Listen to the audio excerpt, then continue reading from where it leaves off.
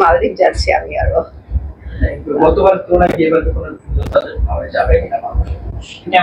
ভালোবাসা দিবস তো আসলে আমার কাছে তো প্রত্যেকটা দিনই ভালোবাসা দিবস লাগে, ওভাবে আলাদা করে কিছু না। তো আমরা যাচ্ছি পরশু মালদ্বীপে, বাট সেটাও অ্যাকচুয়ালি কাজের থ্রুতেই। তো সেখানে আমরা দুজন একসাথে যাচ্ছি, কারণ আসবো ভ্যালেন্টাইনের পর, একসাথে কাজ খুব শীঘ্রই আসবো।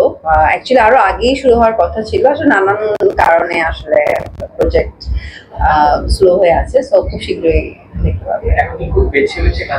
হ্যাঁ ডেফিনেটলি, আসলে গল্পগুলো অনেক বাছাই করছি এখন। মানে গল্প তো প্রচুর আসে স্ক্রিপ্টে, কিন্তু মন মতো হচ্ছে না বলে আসলে টাইম নিচ্ছি। তো এরকম হলে করবো, বাট 2-3টা গল্প পছন্দ হয়ে আছে, বাট ওই প্রজেক্ট গুলো আসলে নানান কারণে আটকে আছে। সো খুব শীঘ্রই হয়তো হবে।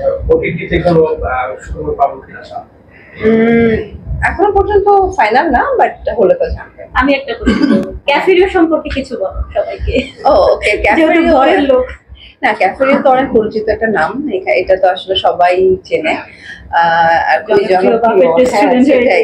তো এখানে ওটাই বলছিলাম যে আমি আসলে এর আগে তো অনেকবার খেয়েছি, এবং মেহেদিতেও তোমার খাবার এইটাই আমি এখন বলতে নিয়েছিলাম। আমার মেহেদিতেও অ্যাকচুয়ালি আপু বিশাল একটা ডালা পাঠিয়েছিল। তো মানে এত বড় ডালা আছে আসলে, মানে আমাদের মানুষই ছিল মানে 20-25 জনের মতো, বাট আমরাই তো ছিলাম। হ্যাঁ, তো আপু অনেক সেন্ড করেছিল, খুবই মজার ছিল। তো ডেফিনেটলি আমি তো এটার ফ্যান। অ্যাকচুয়ালি আমার কাছে ওটা তো আমি জানি না, বাট আমি আমার পয়েন্ট অফ ভিউ থেকে বলবো, আমি আসলে সবসময় আমার কাজকেই ফোকাস করে থাকতে চাই। কাজ ছাড়া আসলে আমি খুব একটা বেশি ক্যামেরার সামনে আসিও না, এবং আমি নর্মালি ওইভাবে টক শো তো আমাকে দেখতে পারবেন না, আমি খুব একটা যাই না।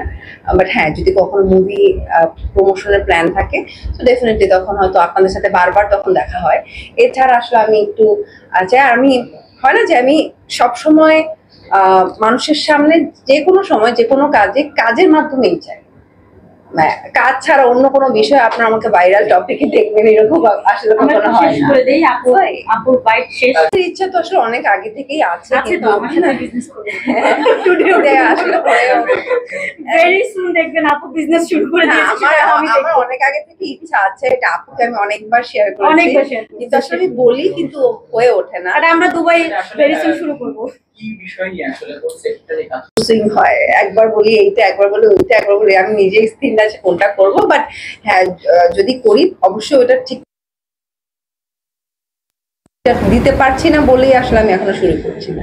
হ্যাঁ, এরকম অনেক অনেক গল্প আছে ফিল্মে, বিশেষ করে অনেক ধরনের গল্প, বাট এখনো মন মতো আসলে আমি যখন আমি নাটক করেছি তখন প্রচুর ক্যারেক্টার প্লে করতে পেরেছি, কিন্তু ফিল্মে যদি বলি খুব একটা ওই ধরনের ক্যারেক্টার প্লে করতে পারিনি। সবসময় দেখা যায় পাশের বাসার মেয়ে ক্যারেক্টার গুলোই থাকে।